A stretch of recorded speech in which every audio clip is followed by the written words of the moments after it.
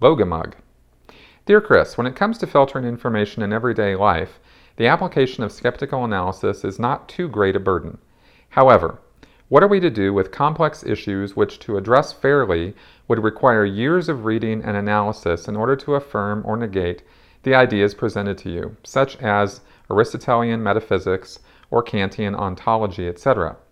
These notions are clearly not intentionally deceptive or clearly false. However, I find myself not wholly convinced despite being unable to provide adequate counter-argument. Since I lack the motivation and time to work through tomes of dry and convoluted texts and commentary, am I therefore being an irrational and non-critical thinker? How are we to deal with these situations?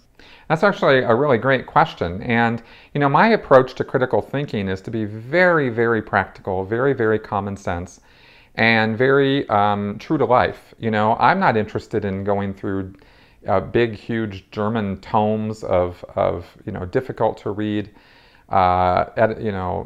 epistemology and ontology and these kind of things. I don't even know what that word means, and I'm not frankly interested in finding out right now. Maybe at some point I will, but right now my level of understanding of this stuff is pretty, pedestrian, pretty common sense. And I'm not trying to go too much deeper into it. I think that if we apply our faculties, our intelligence to our life and the things that we are faced with in terms of things that come out of politicians' mouths or the media or, destructive cults or religion or any of these things, I think if we just apply ourselves and remember to apply ourselves and remember to think and realize that thinking is not a part-time activity, I think if we just did that much, we would be leaps and bounds ahead of where, unfortunately, so many of us are at now, being inundated with, advertising and just waves and waves of nonsense in social media and otherwise, and we become lazy thinkers. And I don't want to try to make everybody into a philosophy major or, a critical thinker with a PhD. That's not what I think is needed in order to make the world a better place. I think that we all just need to not be lazy thinkers and be a little bit more active when it comes to looking at and thinking about the issues that we're confronted with, and take a little bit of time. It doesn't really take a lot.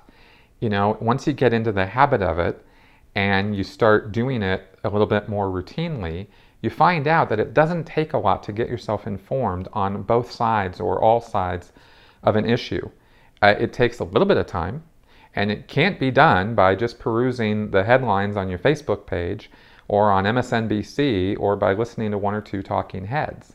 It takes more than that, but the investment is worth the time because you come out knowing and being a lot more sure about what's going on in the world around you. And that's what I use critical thinking for, and that's what I'm trying to encourage other people to do.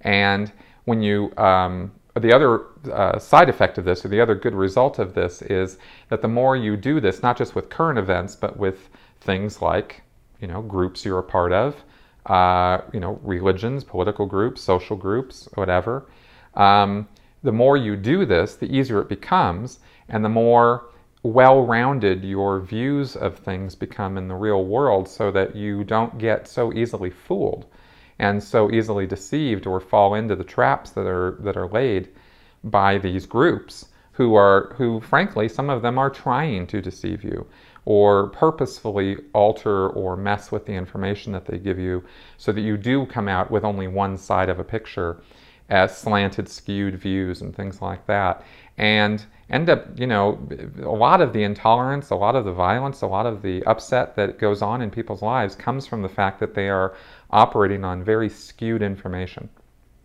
So just take a little bit more time to find out a little bit more about the world around you and what's actually going on, and life gets a lot more calm, a lot chiller.